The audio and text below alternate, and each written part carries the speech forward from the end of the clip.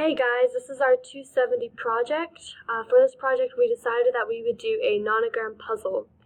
To begin, we'll start with a sample.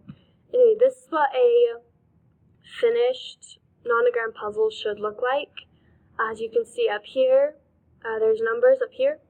It's a 1 and a 3, and so it corresponds with the one box that's filled in, and then 3 boxes down here that are filled in. Same with 2 right here. There's only 2 boxes that are filled in, the rest are blank on that row. And when you suspect that you've completed the puzzle, you'll go ahead and check my answer with that button. And then if you'd like to play again, you'll go ahead and hit OK, and it'll reset a new puzzle for you. And then if you just want to do a new puzzle, you can just hit new and a new puzzle will pop up. And if while you're going on, you make a couple mistakes and you put in the wrong input, you can go ahead and clear the entire thing if you'd like. And that's our puzzle.